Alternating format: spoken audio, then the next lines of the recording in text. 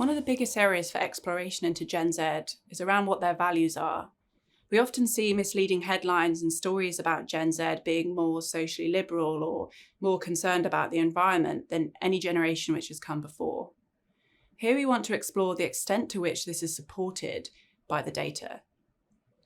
When we ask the public to assign different attributes to Gen Z, we hear back that they are far more likely to be seen as too easily offended by the things people say, to be self-centred and not prepared to work hard to get ahead than other generations. So the image of the snowflake, work-shy young person exists in the public consciousness. Perhaps more positively, they are more likely to be thought of as being willing to make major lifestyle changes to reduce their carbon emissions than older cohorts. But this is also a stereotype which may not be grounded. Here we are going to uncover what cohort analysis can tell us about these preconceptions. The liberal label is one which has the largest elements of truth.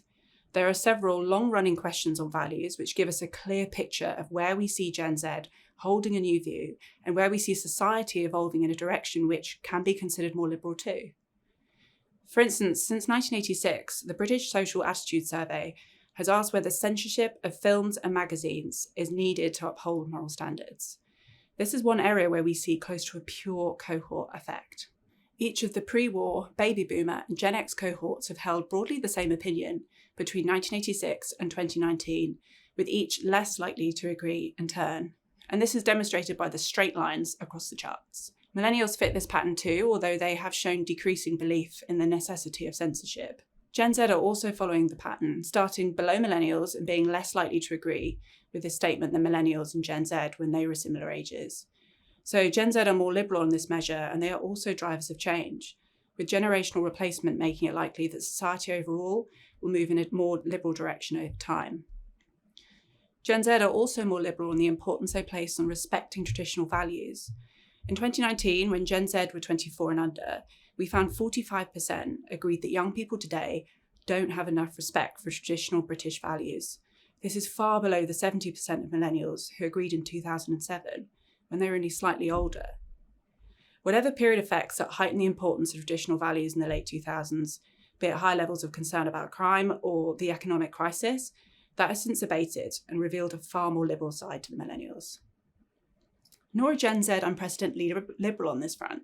If we look back to 1990, when Gen X were young, 40% of this generation agreed young people today don't have enough respect for traditional British values.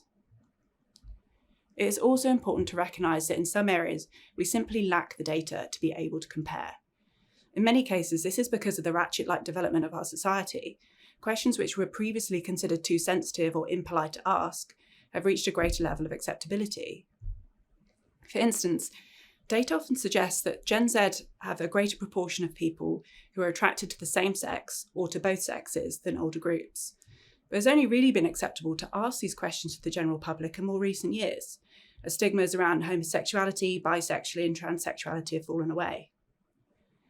So where we see that just 54% of Gen Z say they are only attracted to the opposite sex, versus 66% of millennials, 76% of Gen X, and 81% of baby boomers, we don't know the counterfactual. If we'd asked this question of baby boomers in 1967, at the height of the Summer of Love and hippie movement, would we perhaps see a similar picture?